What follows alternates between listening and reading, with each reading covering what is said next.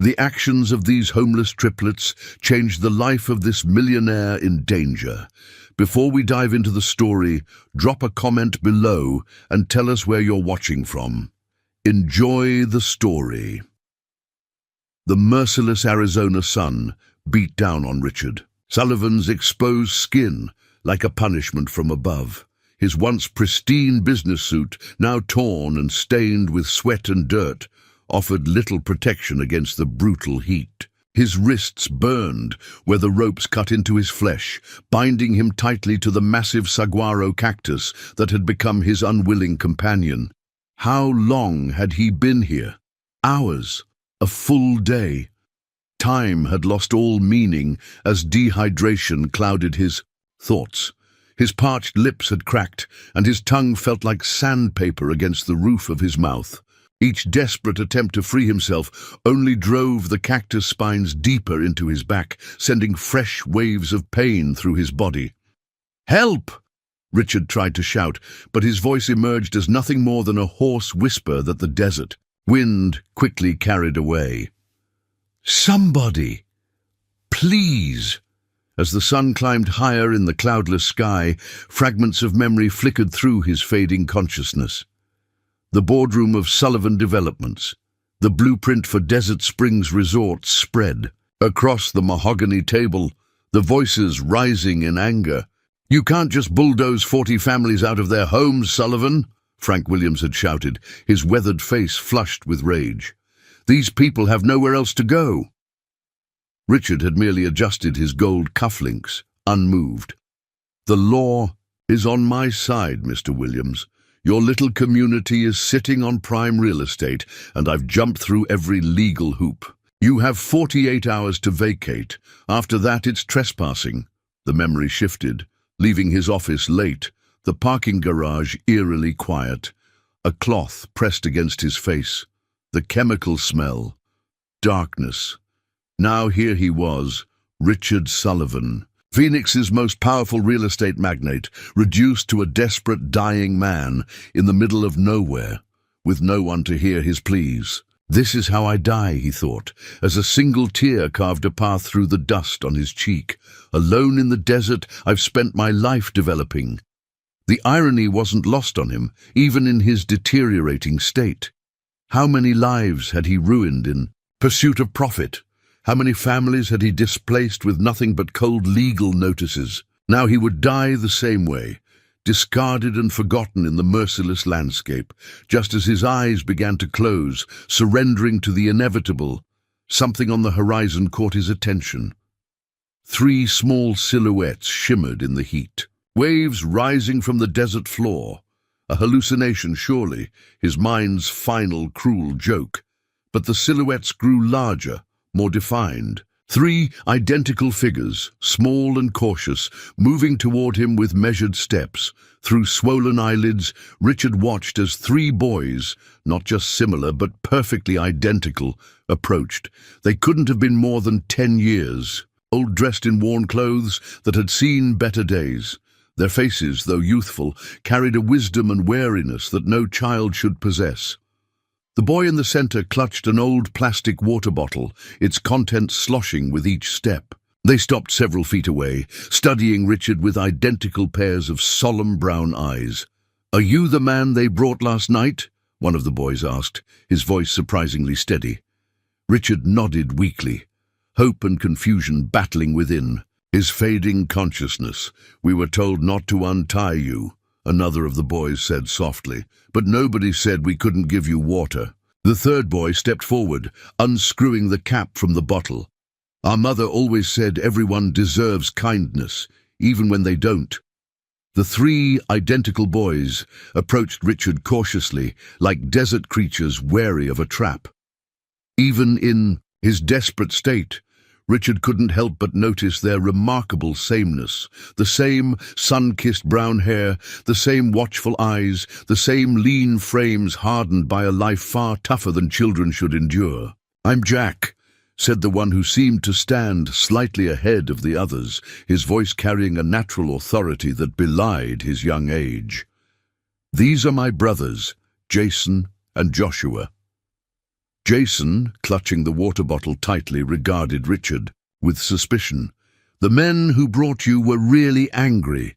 Joshua, whose eyes held a gentleness the others lacked, added softly, "They said you deserved to know what it feels like to lose everything." Richard's parched lips trembled as Jack carefully brought the precious water to his mouth. The cool liquid felt like salvation itself as it trickled down his throat. "Please," Richard gasped between desperate gulps, "please untie me. I'll reward you handsomely. My family must be worried sick." The triplets exchanged identical glances, a silent communication born of shared existence. "We can't," Jack said firmly. "We promise not to." "But we'll come back with more water," Joshua offered quickly, "and maybe some food." Richard studied their worn clothes, the calloused small hands, the premature lines of worry etched around their identical eyes. How do you boys live out here? Where are your parents?" A shadow passed over their young faces. "Our mom died 2 years ago," Jason said, his voice hardening. "We take care of ourselves now." "We have a cabin about a mile from here," Jack explained. "It's not much, but it's home." "What about your father?" Richard asked, the businessman in him automatically searching for accountability, for someone responsible. "Never knew him," Jack answered matter-of-factly. "It was always just us and Mom." As the boys shared their meager water ration, Richard's corporate mind struggled to comprehend their reality. 3 children, barely 10 years old, surviving alone, in one of America's harshest environments. "We do odd jobs in Copper Creek," Jason explained, naming the small town several miles away. "Mrs. Betty at the market gives us day-old bread and vegetables sometimes. And we know which plants we can eat," Joshua added with a hint of pride. "Mom taught us before she—" His voice trailed off, the wound still fresh despite the passage of time. Richard's head spun, and not just from dehydration. These children lived in a parallel America he'd never acknowledged, one without safety nets, where survival depended on kindness and resourcefulness rather than corporate strategies and legal maneuvering. "Why are you helping me?" Richard asked, genuinely perplexed. The triplets looked at each other again, that silent communication flowing between them. "Because you looked thirsty," Joshua said simply. "And scared," added Jason. "And our mom always said we should help people who need it," Jack concluded, his young voice carrying the weight of inherited wisdom. As the sun began its slow descent toward the horizon, the boys promised to return. Richard watched their identical silhouettes merge with the desert landscape, 3 small guardians vanishing into the vastness. Left alone with his thoughts, Richard's mind drifted to his last board meeting. The Desert Springs Project. The legal notices, the cold, calculated decisions made in air-conditioned conference rooms. 48 hours' notice is generous, he remembered telling his associates. It's not like these people have much to pack anyway. The cruel irony of his current predicament wasn't lost on him. Bound to the desert he'd spent his career carving up and selling, dependent on the mercy of children who had nothing. For the first time in decades, Richard Sullivan felt something unfamiliar stirring in his chest, something that felt uncomfortably like shame. True to their word, the triplets returned as the afternoon heat began to wane. This time, they brought a small bundle of food, a half loaf of bread, some dried fruit and jerky, along with a larger container of water. As Richard ate gratefully, the boys settled in the sparse shade of a nearby mesquite tree, watching him with curiosity. "Did you really build that big place with the fountains?" Jack asked suddenly. "The one where rich people stay?" Richard paused mid-bite. "Desert Springs Resort? Yes, that's one of my developments." "We saw it once," Jason said, his voice carefully neutral. "Mom took us there before they made us leave." Something cold settled in Richard's stomach that had nothing to do with the water he'd just consumed. "Leave? You lived near there?" Joshua nodded, drawing patterns in the sand with a stick. "We had a little house. Not fancy, but Mom grew sunflowers. In the front yard, there were about 40 families in our community, Jack continued, his young voice taking on a strange, adult quality. Mechanics, housekeepers, landscapers, people who worked hard. Richard's mind raced, connecting dots. He desperately hoped wouldn't align. When was this? 2 years and 3 months ago, Jason answered precisely. Mum got sick after we had to move to the tent city.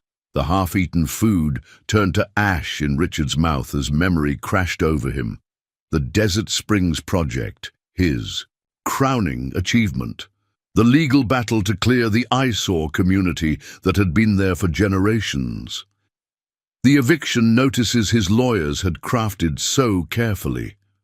Your mother, Richard whispered, dreading the answer. What was her name? Sarah. Joshua said softly. Sarah Winters. The name hit Richard like a physical blow. He remembered it from the court documents. One of the community representatives who had pleaded for more time, for compassion, for understanding. He'd never met her face to face, had never imagined her as a real person with 3 identical sons and a garden of sunflowers. She caught pneumonia that winter, Jack continued, his young voice steady despite the pain behind his words. The clinic couldn't help much since we didn't have insurance anymore. By the time Mrs. Betty took her to the hospital in Phoenix, it was too late. Richard closed his eyes, the weight of realization crushing him more effectively than any physical restraint. We stayed in the tent city for a while after, Jason added. But some of the other kids got taken away by social services. So we came here, Joshua finished. To Grandpa's old hunting cabin.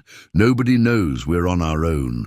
Richard stared at the 3 boys, their faces so similar, yet each carrying a different shade of the same grief. Children orphaned by circumstances he had set in motion with the stroke of a pen. You don't recognize us, do you? Jack asked, his penetrating gaze suddenly seeming much older than 10 years. Richard shook his head numbly. Mum took us to one of your meetings. She stood up and asked you to give people more time to find new homes. She showed you our picture. The memory surfaced. A desperate woman holding up a photograph of 3 identical toddlers. My boys need stability, she had pleaded. Just a few more months. I'm so sorry, Richard whispered, the words hopelessly inadequate against the magnitude of what he'd done. Why are you helping me? He asked again, his voice breaking. After what I did, Joshua approached, offering the water bottle again. Mom always said hate makes the heart heavy, and our hearts are heavy enough already. As twilight descended over the desert, Richard's mind became a churning sea of memories, each more damning than the last. The faces of the triplets, Jack, Jason, and Joshua, blurred with images from boardroom presentations and courtroom victories. We had to move out so fast that Mom couldn't take everything, Jason was saying, absent-mindedly arranging small rocks in a perfect line. She cried about leaving her sewing machine behind. It was Grandma's. The bulldozers came the next day, Jack added, his young voice flat. We watched from the hillside. Mom covered our eyes, but we could still hear. Each word drove the knife of guilt deeper into Richard's heart. He remembered the demolition schedule, how he'd insisted it start immediately after the legal deadline to prevent any unfortunate squatting attempts. He'd even visited the site that day, watching from his air-conditioned Mercedes as the community was reduced to rubble. Where did everyone go? Richard asked, his voice barely audible. Some had family they could stay with, Jack answered. The luckier ones. Others went to shelters or the tent city by the riverbed. Mrs. Betty says some of them are still homeless. Joshua added softly. Mr. Ramirez died last summer. He was old and couldn't handle the heat without his home. Names and faces Richard had never known. Collateral damage in what he had viewed as simple business strategy. Human beings whose lives he had shattered without a second thought. I didn't know, Richard whispered. I never thought about what would happen to everyone. Mom said, people like you never do. Jason replied, without malice. just stating a simple truth as he understood it. The brutal honesty from a child's mouth struck Richard harder than any adult accusation could have. In his world of corporate law and development projects, people like the Winters family had been abstract obstacles, not flesh and blood. Not a devoted mother and 3 remarkable boys trying to survive. Your mother sounds like she was an extraordinary woman, Richard said, fighting back tears. Joshua's face softened. She was.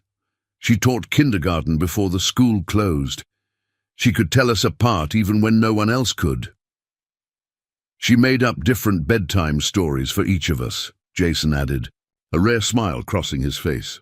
Mine always had dragons, and she never gave up, Jack said firmly. Even when things got really bad, she told us that kindness matters most when it's hardest to give. Richard thought of his own daughter, Chloe, surrounded by luxury and privilege, yet often distant and unhappy, of his wife Margaret, who measured her worth in designer labels and country club memberships. What values had he passed on to his family? Why are you helping me? Richard asked for the 3rd time, needing to understand. I'm the reason your mother died. I'm the reason you're living like this. You should hate me. Joshua approached the cactus where Richard remained bound and placed a small hand on his arm, the first human touch Richard had felt since his abduction. Mum always said that hate is easy, the boy said softly. Forgiveness is the brave choice. But that doesn't mean there shouldn't be justice, Jack added, his young eyes serious. Richard nodded, something resolving within him. You're right. There should be justice. And there will be. As the first stars appeared in the darkening sky, Richard made a silent vow. If he survived this ordeal, he would dedicate the rest of his life to making amends, not just to these 3 remarkable boys, but to every family whose life he had carelessly destroyed in pursuit of profit. I think they're coming back, Jason said suddenly, his head tilted as he listened to the distant sound of an approaching vehicle. Richard tensed, remembering his kidnappers, but instead of fear, he felt a strange sense of readiness for whatever. Judgment awaited him. The headlights cut through the gathering darkness, casting long shadows across the desert floor. The triplets stood their ground as the pickup truck rumbled to a stop nearby, dust billowing around its weathered frame. 3 men emerged, working men with faces hardened by sun and struggle. The leader, a tall figure with deep lines etched around determined eyes, stopped short at the sight of the 3 boys standing near Richard. Jack, Jason, Joshua, he exclaimed, his voice a mixture of surprise and concern. What in God's name are you doing out here? Hello, Mr. Williams, Jack replied calmly. We were bringing him water. Frank Williams. Richard recognized him now. From the community meetings and court appearances, looked from the boys to their captive, his expression darkening. You boys shouldn't be involved in this, he said firmly. This isn't your concern. It is our concern, Jason countered with unexpected boldness. He's the man who took our home. The second man stepped forward, his face registering shock. These are Sarah's boys. Sarah Winters. Yes, Pete, Frank confirmed grimly. Sarah's triplets. The third man removed his hat, shaking his head. We never meant for you boys to see this. This was between us and Sullivan. Richard watched the interaction with growing clarity. These weren't professional kidnappers or violent criminals. They were desperate men driven to desperate measures, former residents of the community he had destroyed. What were you planning to do with me? Richard asked, his voice steadier than he expected. Frank turned to him, eyes burning with contained fury. Nothing that would leave a mark, Sullivan. Just leave you out here long enough to know what it feels like to lose everything, to be exposed, helpless, at the mercy of forces you can't control. He gestured around at the desert. To know what it's like when your world is reduced to survival. Richard nodded slowly, like what happened to your families when I evicted you. A flicker of surprise crossed Frank's weathered face, quickly replaced by suspicion.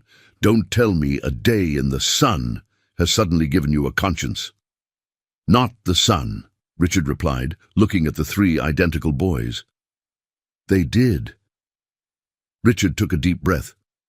I deserve to be here. What I did to your community, to these boys and their mother, it was unforgivable. I can't bring back Sarah Winters or Mr. Ramirez. I can't undo the suffering I caused, but I can try to make amends. Frank scoffed. With money? That's always. The answer for men like you? No, Richard said firmly. With change. Real change. He looked directly at Frank. I'll provide new homes for every family that lost theirs. I'll create a fund for medical care, education, whatever the community needs. And these boys, his voice caught, I'll personally ensure they have everything they need for a good future. Pretty words from a desperate man, Pete muttered. Joshua stepped forward suddenly, his young face solemn. He means it, Mr. Williams, I can tell. The three men exchanged uncertain glances, clearly thrown by this unexpected development. Untie me, Richard said quietly. Not because I've suffered enough, I haven't. Untie me so I can start fixing what I broke. After a long, tense moment, Frank nodded to his companions. As the ropes fell away, Richard massaged his raw wrists, then surprised everyone by remaining seated on the ground, looking up at the circle of faces illuminated by the truck's headlights. I make this promise here and now, he said solemnly. I will dedicate my resources and the rest of my life to rebuilding what I destroyed, starting with these boys. Frank studied him with narrowed eyes.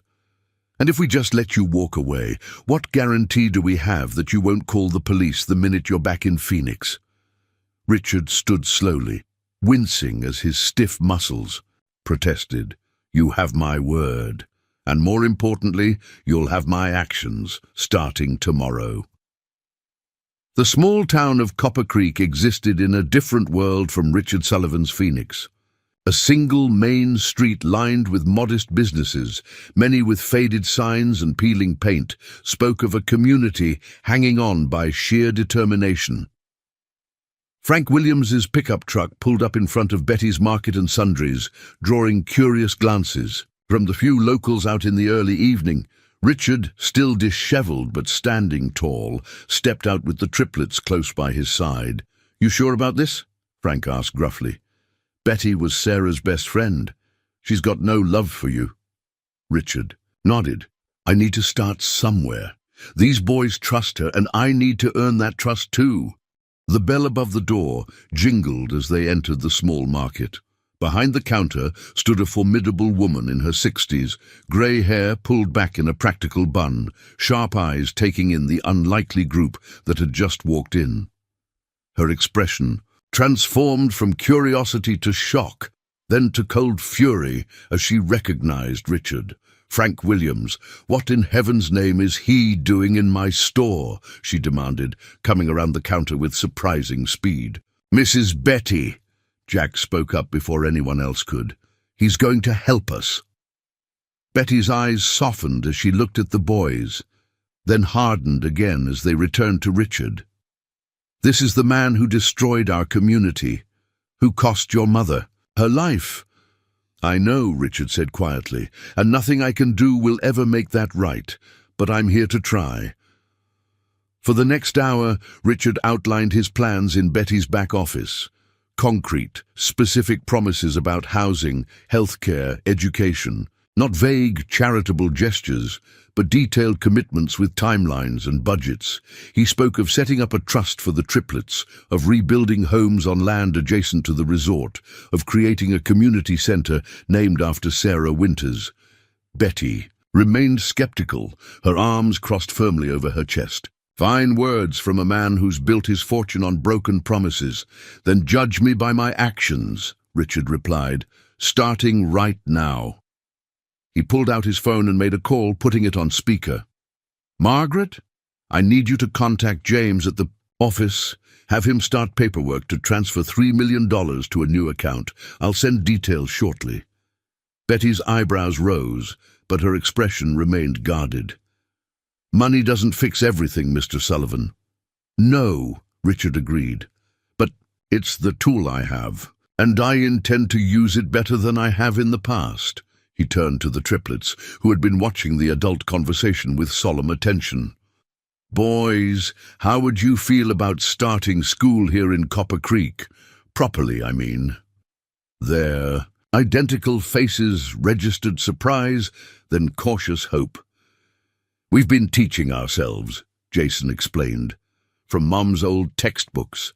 And we go to the library sometimes," Joshua added.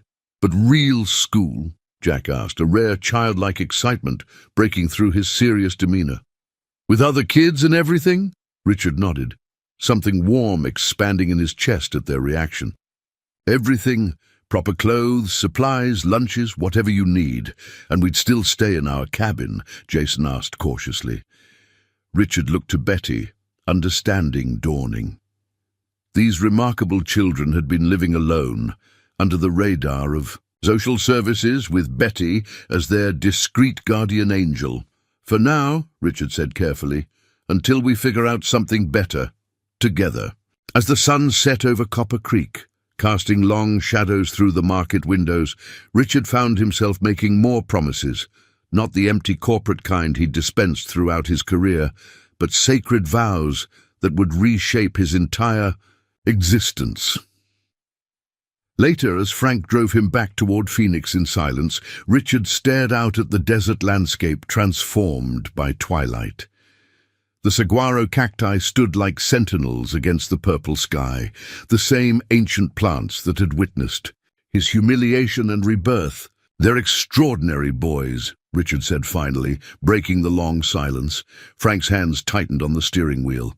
"They're survivors, like their mother was." "I'm going to protect them," Richard vowed, "and honor her memory through them." Frank glanced at him, measuring his sincerity. "You realize what you're getting into, changing your whole life for 3 kids you just met?" Richard nodded, thinking of his mansion in Scottsdale, his wife Margaret, his teenage daughter Chloe, the family he'd neglected while building his empire, of the emptiness that had been growing inside him for years, unacknowledged until 3 identical boys had offered water to the man who had destroyed their lives. "I'm not changing my life for them," Richard replied, watching the first stars appear in the darkening sky. "They've already changed it. I'm just following where that leads." The security gate to Richard's Scottsdale estate swung open, revealing a world that now felt strangely foreign to him. The manicured lawns, ornate fountains, and imposing Mediterranean-style mansion seemed like props on a stage rather than his home of 15 years. Frank's weathered pickup truck looked comically out of place in the circular driveway, lined with Margaret's prized rose bushes. "You sure you don't want me to call the police?" Frank asked, eyeing the mansion with distaste. "Kidnapping's a serious charge." Richard shook his head. "What happened in the desert stays there." "I meant what I said, Frank." As Frank drove away, Richard stood for a moment, taking in his surroundings with new eyes. The fountain alone had cost more than what most Copper Creek families earned in a year. The massive front door flew open before he could reach it. "Richard!" Margaret rushed toward him, her designer dress and perfectly styled blonde hair at odds with her uncharacteristic display of emotion. Behind her stood Chloe, their 16-year-old daughter, her expression a mixture of relief and characteristic teenage detachment. "Where have you been?" Margaret demanded, her initial relief quickly transitioning to anger. 3 days without a word. The board is in chaos. The police have been searching. I've been out of my mind with worry." Richard embraced his wife, noting how stiff she felt in his arms. Had they always been this disconnected? "I'm sorry for frightening you," he said quietly, "but I'm fine. Better than fine, actually." Inside the marble-floored foyer, Richard sank into a plush sofa, suddenly aware of his disheveled appearance and the desert dust still clinging to his torn clothing. "And Dad, you look terrible." Chloe observed, studying him with newfound curiosity. "What happened to you?" Over the next hour, Richard explained everything: the kidnapping, the desert, the triplets, and most importantly, the promises he had made. As he spoke, Margaret's expression shifted from concern to disbelief to outright horror. "Have you lost your mind?" she finally interrupted. "You're talking about giving away millions of dollars to the very people who abducted you, about building houses for squatters who have no legal claim to anything." "They weren't squatters, Margaret," Richard replied calmly. "They were families, hard-working people whose lives I destroyed for profit.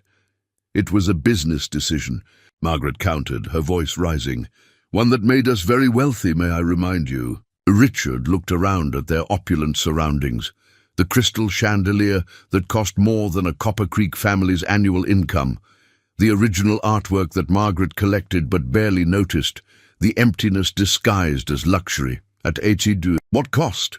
he asked softly. Chloe, who had been uncharacteristically quiet, suddenly spoke up. "Tell me more about the triplets, Dad." Richard's face softened. "They're remarkable, Chloe. 10 years old and surviving on their own. Smart, resilient, and despite everything they've lost, still capable of kindness. And you're just going to what? Adopt them?" Margaret demanded. "Not exactly," Richard replied. "But I am going to make sure they're taken care of, them and everyone else from that community." Margaret stood abruptly. "You need to see a psychiatrist. This is Stockholm Syndrome or a nervous breakdown or it's clarity," Richard interrupted. "For the first time in years, I see things as they really are." Later that night, as Margaret slept fitfully beside him, Richard stood at their bedroom window, looking out at the city lights in the distance. He thought of the triplets in their humble cabin, of their mother Sarah, who had died because of his actions, of the lives he had carelessly destroyed in pursuit of wealth. His phone buzzed with a text from Betty. "Boys registered for school tomorrow. They're excited but nervous. This better not be a game to you, Sullivan." Richard typed back, "It's not a game, it's redemption." As he set down his phone, he caught sight of his reflection in the window. A man he barely recognized anymore, standing at the crossroads of who he had been and who he needed to become. The Sullivan family breakfast table had never been a place of deep conversation, but the silence that morning was particularly heavy. Margaret sipped her coffee and scrolled through her social calendar, pointedly ignoring Richard. Chloe pushed her eggs around her plate, glancing between her parents. "With unusual attentiveness, I've scheduled a meeting with our attorneys this morning," Richard finally said, "to start the paperwork for the Community Trust and the Triplets Education Fund." Margaret set down her cup with deliberate precision. "The board of directors is meeting at 11. They deserve an explanation for your episode." "It wasn't an episode," Richard replied evenly. "And yes, they do deserve an explanation. I'll tell them exactly what I've told you.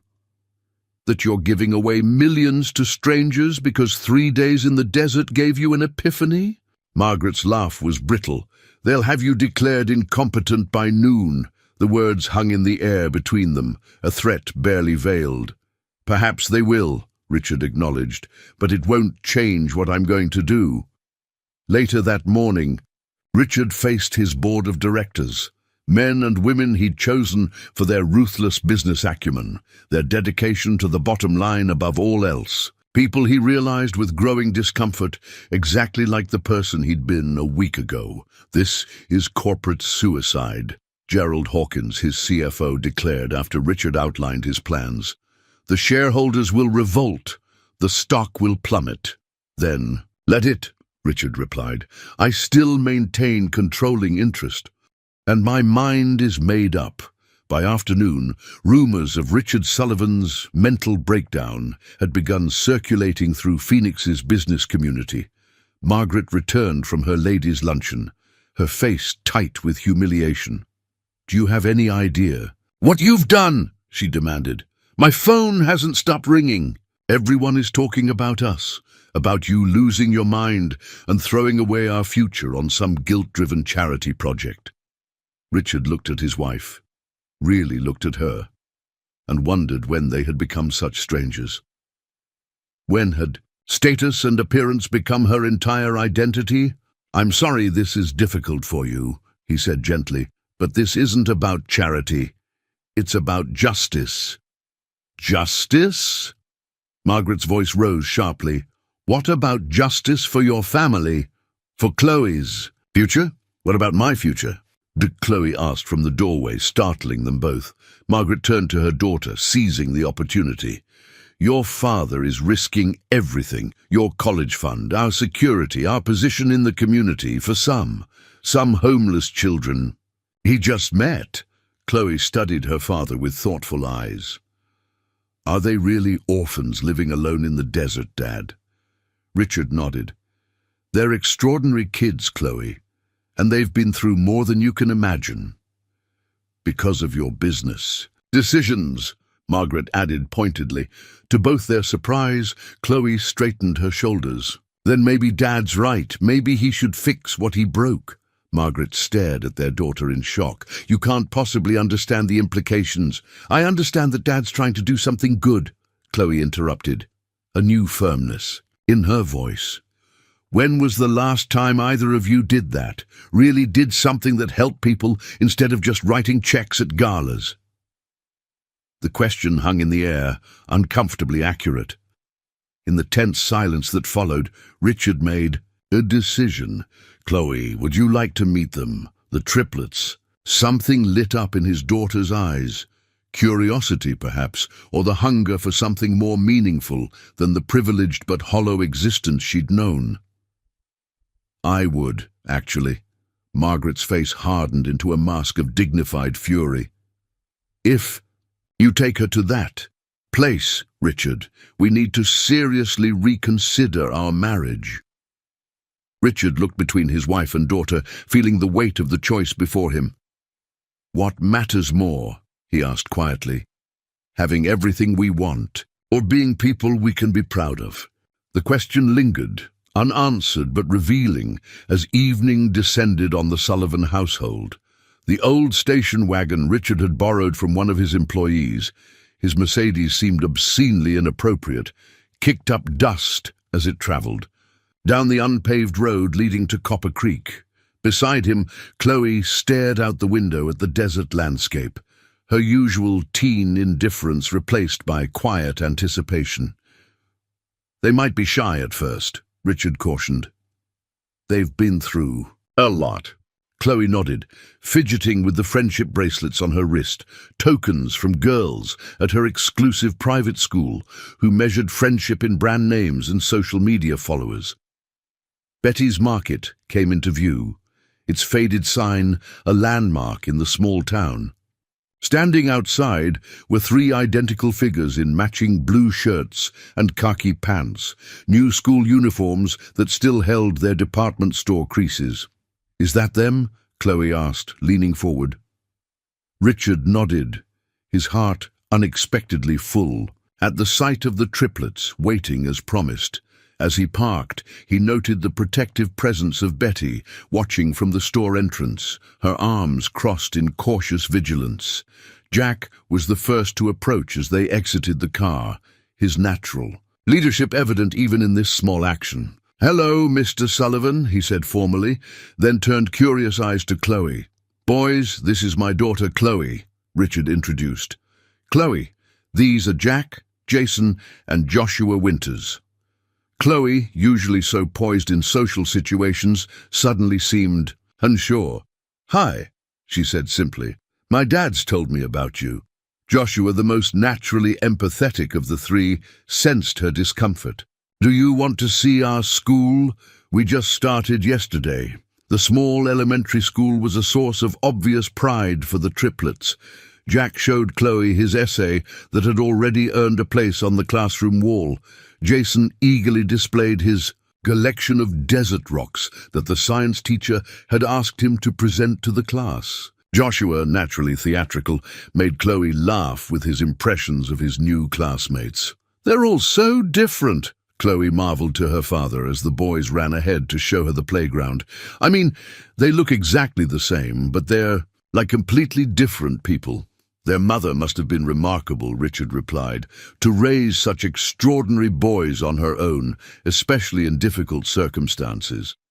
As the children explored the playground, Richard met with the school principal, finalizing arrangements for the boys' education. He established accounts for their supplies, meals, and future needs, making it clear that the school should contact him directly with any concerns. "They're very bright," the principal noted.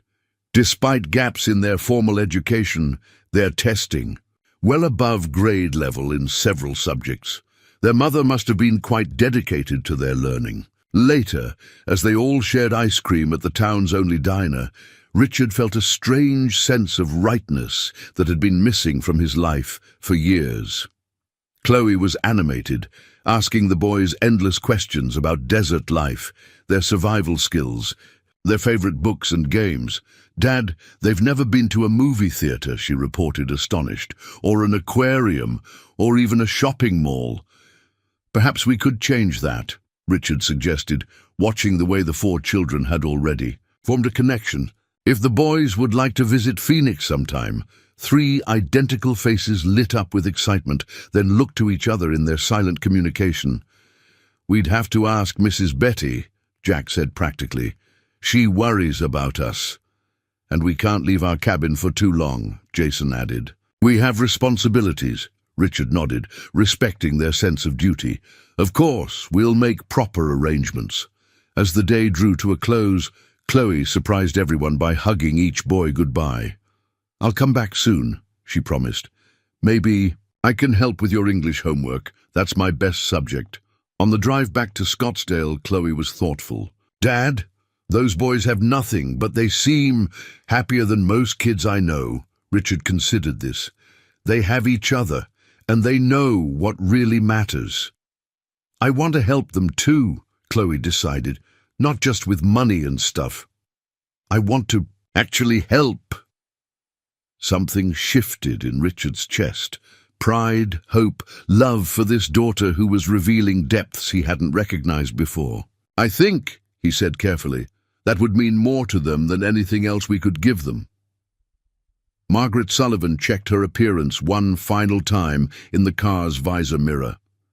Her Chanel sunglasses, cashmere sweater, and perfectly styled hair were armor against the dusty reality of Copper Creek. "I still can't believe I agreed to this," she muttered, closing the mirror with a snap. Richard, who had learned to be patient during the 2 weeks of negotiations that led to this visit, simply nodded. "Thank you for coming. It means a lot to me and to Chloe." Their daughter had already exited the car and was waving excitedly to the triplets, who stood waiting outside Betty's market. In the short time since meeting them, Chloe had transformed, calling the boys daily, sending them books and school supplies, even starting a project at her private school to support the rebuilding of Copper Creek. Margaret watched her daughter embrace each identical boy with genuine affection, her expression a mixture of confusion and reluctant curiosity. "They really are identical," she observed. "How do you tell them apart?" "Jack stands the straightest. He's the natural leader. Jason tends to hang back a bit and observe, and Joshua's eyes are always looking for ways to connect with people," Richard explained. "Once you know them, it's impossible to confuse them." Betty emerged from the market, her expression guarded as she approached Margaret. Two women from entirely different worlds, sizing each other up with wary respect. "Mrs. Sullivan," Betty acknowledged, "the boys have been excited about your visit. They cleaned their cabin 3 times yesterday." Margaret blinked, clearly surprised by this information. "They wanted to impress me?" "They want to thank you," Betty corrected, "for sharing your husband and daughter with them." The small cabin that the triplets called home was humble but meticulously clean. Handmade curtains hung at the windows, and each boy had a small space that reflected his personality. Jack's neat and organized, Jason's filled with books and collected specimens, Joshua's decorated with drawings and small treasures. "You live here alone?" Margaret asked, unable to mask her shock. Jack nodded. "Since Mom died." Mrs. Betty checks on us, and now Mr. Sullivan visits too. And Chloe calls us every day, Joshua added with a bright smile. Margaret wandered the small space, taking in the patched clothes carefully folded in a drawer, the single pot on the small stove, the 3 identical backpacks lined up by the door. This wasn't poverty as an abstract concept. This was childhood stripped to its barest essentials. "Would you like some tea, Mrs. Sullivan?" Jason offered formally. "We don't have fancy kinds, but Mom always said tea makes guests feel welcome." Something shifted in Margaret's carefully composed expression. "That would be lovely, Jason. Thank you." As the day progressed, Margaret remained mostly silent, observing the easy rapport between Richard, Chloe, and the triplets. They toured the small town, visited the boys' school, and reviewed the architectural plans for the new community development that Richard had already set in motion. The defining moment came unexpectedly. While the children played an impromptu game of baseball in a dusty lot, Jason took a hard fall while diving for the ball. His identical brothers rushed to him immediately, but it was Margaret who reached him first, her designer clothes forgotten as she knelt in the dirt. "Let me see," she said with surprising gentleness, examining his scraped elbow with the expertise of a mother. "It's not too bad, but we should clean it." From her purse, which Richard knew usually contained little more than makeup and credit, cards, Margaret produced a small first aid kit. With tender efficiency, she cleaned and bandaged Jason's elbow, then helped him to his feet. "My mom used to do that," Jason said quietly. "You're good at it, like her." Margaret's carefully constructed facade cracked visibly, revealing something vulnerable beneath. "I used to bandage Chloe's scrapes too when she was younger, before she decided she was too grown up for mother's care." That evening, as they shared a simple meal at the diner, Margaret watched the 3 boys sharing a single ice cream sundae, their identical faces alight with simple joy. Her expression had softened, the rigid defensiveness gradually replaced by thoughtful observation. On the drive back to Scottsdale, after the emotional goodbyes and promises to return soon, Margaret broke the long silence. "Those boys," she said, quietly, "they have nothing, and yet they have everything that really matters," Richard finished. Margaret turned to him, her eyes showing a vulnerability he hadn't seen in years. "We've lost something, haven't we? Somewhere along the way." Richard reached for her hand, feeling a connection that had been missing for longer than he cared to admit. "We can find it again." That night, husband and wife sat on their patio, overlooking the lights of Phoenix, talking honestly for the first time in decades about values, purpose, regrets, and second chances. 6 months passed in a whirlwind of activity. The first homes in the new community, officially named Winter's Crossing in honor of the triplets' mother, were nearing completion. Local news crews gathered for the ceremony as Richard handed over keys to the first families, many of whom had been displaced by his Desert Springs project years earlier. "This isn't charity," Richard stated clearly to the assembled reporters. "This is restoration. These families always deserved homes. I'm simply returning what should never have been taken." The triplets, now more confident and healthier than when Richard first met them, stood proudly nearby, though still living in their cabin, with significant improvements to its plumbing, insulation and furnishings. They had become the heart of the rebuilding project. Local residents, once suspicious of Richard's intentions, had come to accept his presence largely through their connection to the boys everyone in town had quietly watched over. "Mr. Sullivan," called one reporter, "your company's stock has dropped 15% since you announced this project. Any response to shareholders' concerns?" Richard smiled. "I'd invite those shareholders to come here today to see what real value looks like. It's not always measured in dollars." Margaret, standing beside him in a simple dress that would have been unthinkable in her previous wardrobe, squeezed his hand in support. Her transformation had been perhaps the most surprising of all, from reluctant visitor to passionate advocate. She now spent 3 days a week in Copper Creek, coordinating educational programs and healthcare initiatives. After the formal ceremony, Richard gathered everyone for an additional announcement. "Today we break ground on a new project," he said, his voice carrying across the attentive crowd.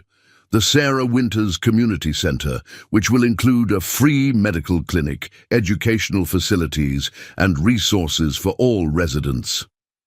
As applause broke out, Richard gestured for the triplets to join him. Jack, always the spokesman, approached the microphone with characteristic composure. "Our mom always told us that community means taking care of each other," he said, his young voice steady despite the emotion of the moment. "She would be happy to see everyone coming together like this." Jason, typically reserved, added his own thoughts. "She got sick because we didn't have proper health care after losing our home. This clinic will help make sure that doesn't happen to other families." Joshua, his expressive eyes scanning the crowd, concluded simply, "Thank you for remembering. Our mom, she was the best person we knew." There wasn't a dry eye in the gathering as the 3 identical boys stood together, their growth over the past months evident not just in their healthier appearances, but in their growing confidence and sense of purpose. Later, as the celebration continued, Chloe sought out her father. At 17, she had matured remarkably, her former self-absorption replaced by genuine empathy and purpose. "Dad, I've made a decision about college," she said, determination in her voice. "I'm going to study social work and community development. I want to make a difference, like we're doing here." Richard embraced his daughter, pride overwhelming him. "Your mother and I will support whatever path you choose." "Speaking of Mom," Chloe added with a smile, "have you seen what she's doing?" Across the gathering, Margaret Sullivan, once concerned only with country club memberships and social standing, was organizing a group of women from both Copper Creek and Scottsdale, building connections between 2 worlds that had previously existed in parallel but separate universes. Frank Williams approached Richard, extending his hand. Their relationship had evolved from kidnapper and victim to cautious allies to something approaching friendship. "You've kept your word, Sullivan," Frank acknowledged. "I didn't think you had it in you." Richard shook the offered hand. "Neither did I, Frank. It took losing everything to see what really matters." As the sun began to set over Winter's Crossing, Richard watched the triplets, his 3 unexpected teachers, playing with other children on the new community playground. In their joyful faces, he saw not just the future of this small town, but his own redemption story, still unfolding one promise at a time. The sign at the entrance to Winter's Crossing gleamed in the morning sunlight. A community of compassion and growth. What had begun as a restoration project had evolved into a model development, drawing visitors from across the country who came to study its innovative approach to affordable housing, sustainable design, and community integration. Richard Sullivan, his hair now threaded with silver, stood on the observation deck of the community center, watching the bustling activity below. 5 years had transformed not just the landscape, but the people, himself included. Sullivan Developments had been completely restructured, its mission redirected toward ethical, accessible housing projects. The company's initial stock plunge had been followed by a gradual, steady rise as Richard demonstrated that profitability and social responsibility could coexist. He'd bought out dissenting shareholders, assembled a new board of directors who shared his vision, and now led a company that bore little resemblance to its former self. "Quarterly reports are in," said Margaret, joining him at the railing. "The Phoenix East project is ahead of schedule and under budget." Margaret now served as the foundation's director, her organizational skills and social connections repurposed to support their growing network of community initiatives. The diamond tennis bracelets and designer shoes had been replaced by practical clothing, and a laptop perpetually open to spreadsheets tracking program effectiveness. "And how are the boys doing with exams?" Richard asked, his thoughts never far. "From the triplets, even as their projects expanded." Margaret smiled. "Jack's student council meetings run until 5, but he's studying with Joshua tonight. Jason's science project is taking up the entire garage, but Betty says his physics scores are the highest in the school." At 15, the Winters boys remained identical in appearance, but had developed even more distinct personalities and interests. Jack had emerged as a natural community leader, already mentoring younger children and organizing student initiatives. Jason's scientific mind had flourished with proper education and resources, his understanding of desert ecology earning recognition from university researchers. Joshua, with his natural empathy, had become a peer counselor, helping other children navigate trauma and loss. The Sullivan home, relocated from Scottsdale to a modest but comfortable house in Winters Crossing, had become their second home, with the boys still maintaining their cabin, now fully renovated, as their primary residence. The unusual arrangement had raised eyebrows initially, but the community had come to understand the importance of honoring the boys' independence while providing the support they needed. "Mom, Dad," Chloe's voice called from below. Now 22, and in her final year of college, she had grown into a poised young woman with a clear sense of purpose. "The tour group from San Francisco is here." Richard watched with pride as his daughter greeted the visitors. Representatives from a California non-profit interested in replicating the Winters Crossing model. Her understanding of both the technical and human elements of their work made her an ideal ambassador. Later that evening, the expanded Sullivan Winters family gathered for their weekly dinner, a tradition that had evolved organically over the years. Betty brought her famous apple pie, Frank contributed vegetables from the community garden, and the triplets arrived. With their usual energy and stories from school, after dinner, Richard found himself drawn to the boys' bedroom, a space they used during their frequent overnight stays. Despite their age and growing independence, the triplets still maintained one tradition from their years alone in the cabin, gathering together before sleep to share thoughts, concerns, and dreams. Richard paused in the doorway, listening to their quiet conversation. "Ms. Rodriguez says my essay on community development could win the state competition," Jack was saying, his voice deeper now but still carrying that natural authority. "The solar panel design is almost ready for testing," Jason reported. "If it works, it could help power the new clinic expansion. Ethan's dad finally found a job," Joshua added. "He stopped by the Peer Center today and actually smiled, first time since they moved here." Richard felt a presence beside him and turned to find Margaret watching the boys with the same wonder he felt. "How did we get so lucky?" she whispered. "We didn't deserve it," Richard replied honestly. But they gave us a second chance anyway." As they retreated to give the boys their privacy, Richard reflected on how a simple act of kindness, 3 boys offering water to the man who had destroyed their lives, had created ripples that continued to expand, transforming not just one family, but an entire community. In the living room, Chloe was spreading out blueprints for her senior project, a proposal for expanding the Winters Crossing model to a struggling neighborhood in Phoenix. Her passion and competence reminded Richard daily of how much they had all grown. "Sometimes I wonder what Sarah would think," Richard said quietly to Margaret as they watched their daughter work. "If she could see her boys now and what they helped create." Margaret's eyes softened. "I think she knows, Richard. Somehow, I think she knows." The grand opening of the Sullivan Williams Center for Family Support marked a milestone that few could have imagined 5 years earlier. Located on the exact site where the original community had stood before Desert Springs Resort, the complex stood as a testament to transformation and healing. the center's architecture seamlessly integrated with the desert landscape. Solar panels capturing Arizona's abundant sunlight, rainwater harvesting systems conserving precious resources, and indigenous plants covering the green roof. But more impressive than its sustainable design was what it represented, the complete circle of Richard Sullivan's journey from destroyer to rebuilder.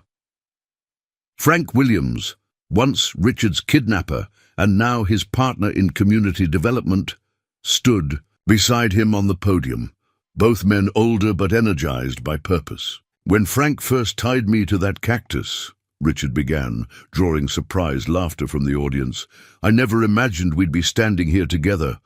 But that's the power of transformation.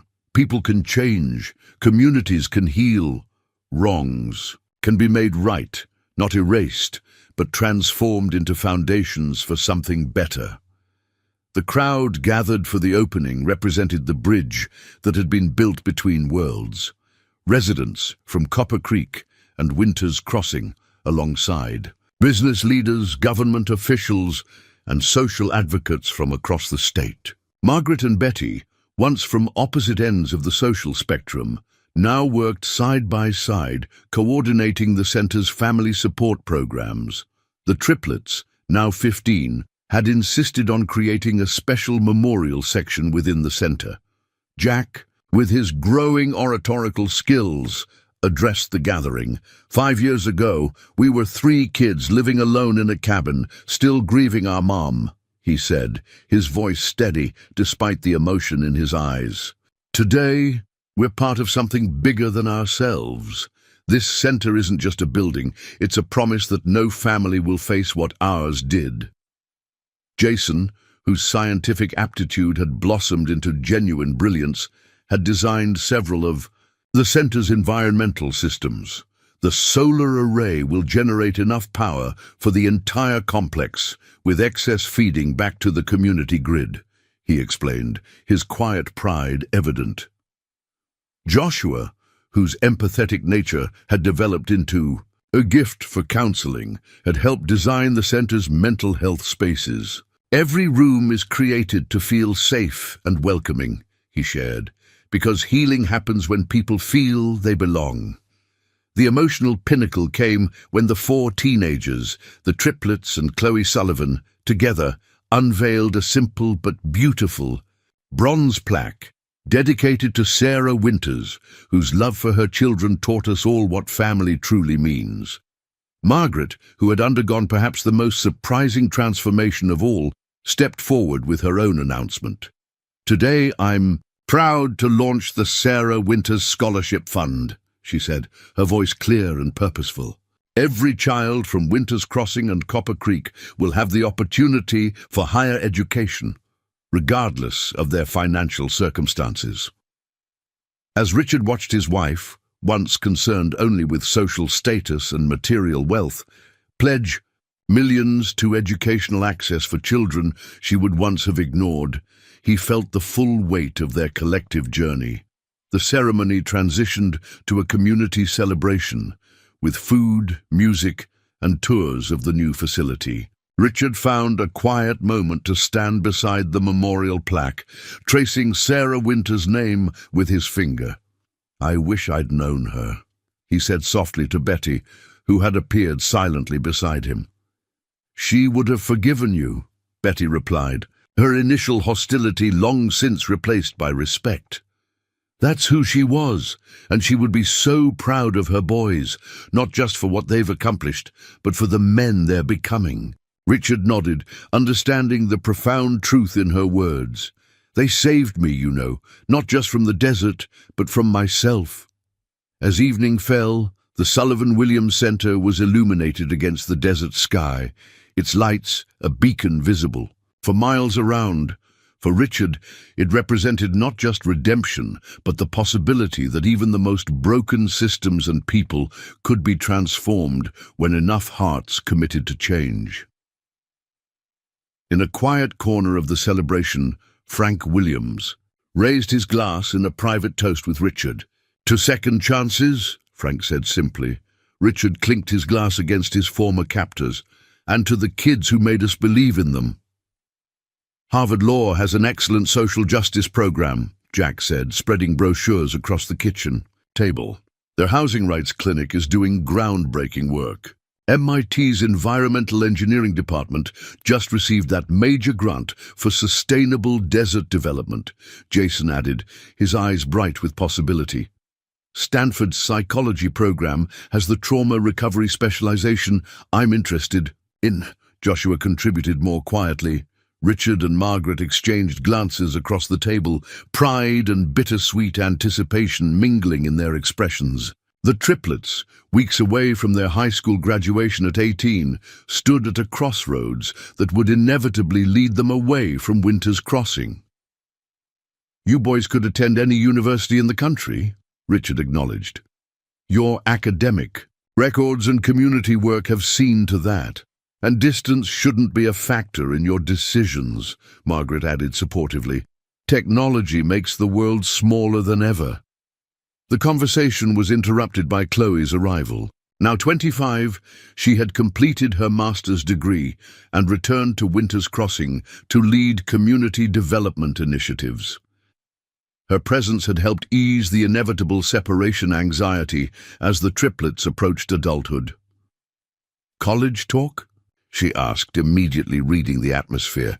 "Let me guess. Jack wants the East Coast, Jason is thinking about research opportunities, and Joshua is considering where he can help the most people." The triplets laughed at her accurate assessment, the identical sound a reminder of their unique bond despite their diverging paths. Later that evening, as sunset painted the desert in spectacular hues, the extended family gathered at a special place.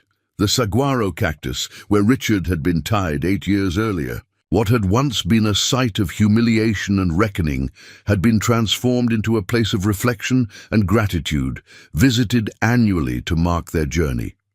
Frank Williams was there, now a community elder whose wisdom helped guide the expansion of their model to other areas.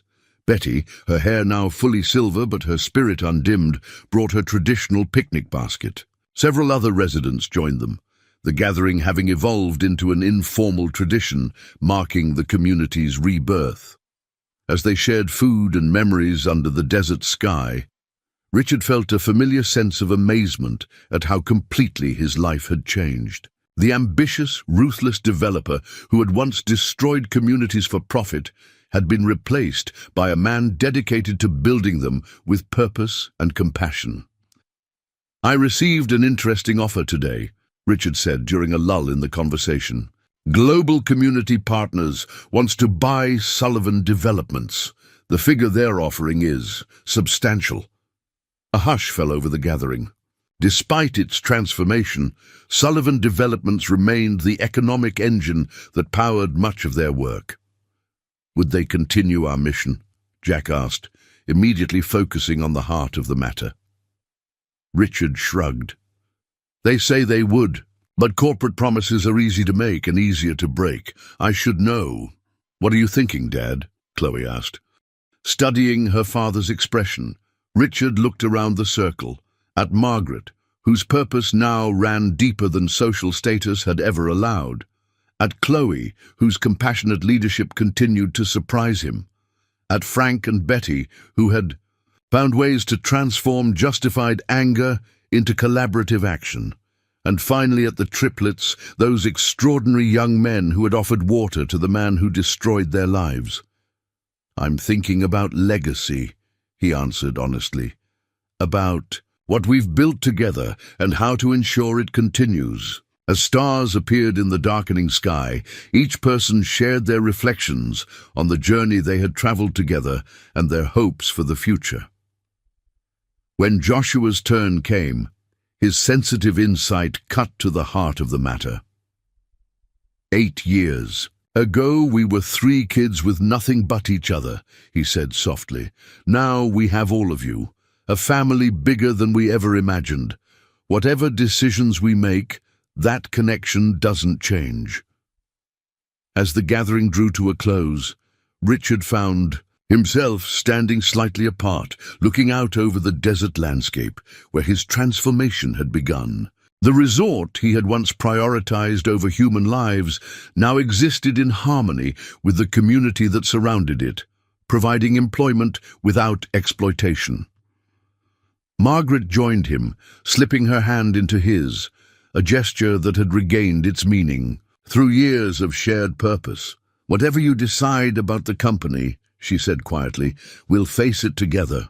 Richard nodded, thinking of the young men who would soon spread their wings beyond Winter's Crossing, carrying its lessons to wider horizons, of the daughter who had found her calling in continuing their work, of the community that had taught him the true meaning of development, not just of land, but of human potential.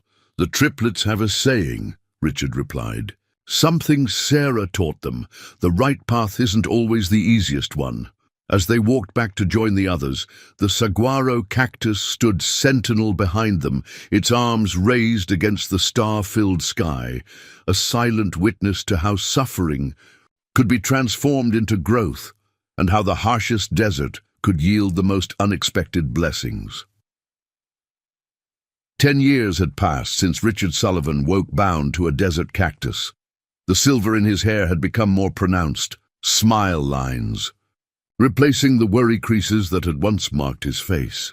Today, he stood proud in his academic regalia, having been invited to deliver the commencement address at Arizona State University's School of Community Development, a program that had flourished in partnership with the Sullivan-Williams Foundation. From his vantage point on the stage, Richard could see Margaret in the front row, elegant and purposeful at 65. Beside her sat Chloe, now 35, and recently appointed to the governor's task force on affordable housing. Frank and Betty, both in their 70s but still active in community affairs, rounded out the family section. His gaze, however, kept returning to 3 identical figures seated side by side, distinguished now by their different academic regalia: Jack in Harvard Crimson, Jason in MIT Gray, and Joshua in Stanford Cardinal. The triplets, now 28, had completed not just their undergraduate degrees, but advanced studies in their chosen fields. After the ceremony, surrounded by well-wishers and students inspired by the Winter's Crossing model, Richard found a moment alone with the 3 young men who had changed everything. "Your mother would be so proud of you," he said, emotion thickening his voice. Jack, whose law degree had already helped establish housing rights clinics in 3 states, smiled. "We think of her every day, especially when we're working with families who remind us of our own." Jason, whose environmental engineering innovations were revolutionizing sustainable desert housing, nodded. "Everything we accomplish is built on her foundation, on how she taught us to care for each other and our community."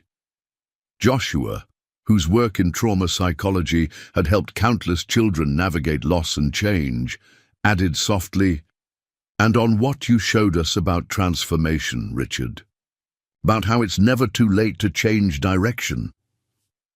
The Sullivan-Williams model had expanded far beyond Winter's Crossing in the decade since its inception. 50 communities across the American Southwest now implemented variations of their approach, combining affordable housing with sustainability, educational access, and community ownership. The triplets had been instrumental in this expansion, each bringing their unique expertise to the growing movement. That evening, a private celebration gathered the extended family at the original cabin where the triplets had once survived alone. Now preserved as a reminder of their journey, it stood adjacent to the thriving community they had helped create. As twilight settled over the desert, the 4 siblings, for Chloe and the triplets, had indeed become family in every way that mattered, walked together to a special place near the edge of the development. There, under a mesquite tree, lay a simple stone marker for Sarah Winters, finally given a proper memorial in the land she had loved. Joshua knelt beside the marker, placing a small bouquet of desert wildflowers. "Mom," he said softly, That cup of water we offered changed not just one life, but thousands. Jack added, your lessons about kindness and forgiveness created ripples we never could have imagined. Jason completed the thought. And your strength lives on in everything we build. As they stood in silent remembrance, Richard gazed out at Winter's Crossing, at the homes filled with families who once faced displacement, at the community centre bustling with activity, at the solar arrays powering it all, and at the desert landscape that had been respected rather than conquered. Children played in the Central Park, their laughter carrying on the evening breeze. Among them were descendants of the original community alongside newcomers, creating bonds that transcended the divisions Richard had once taken for granted. The setting sun cast long shadows across the desert floor, turning the saguaro cacti into sentinels standing watch over this place of transformation. A new generation was growing up with different values and possibilities, learning that communities could be built on compassion rather than competition. As darkness fell and stars appeared in the vast desert sky, Richard understood that his greatest accomplishment had nothing to do with buildings or business success. It lay in the healing of wounds he had once created, in the transformation of destruction into growth, and in the simple truth that had saved him. Even in the harshest landscapes, acts of kindness could take root and flourish, changing not just individual lives, but the very ground beneath their feet.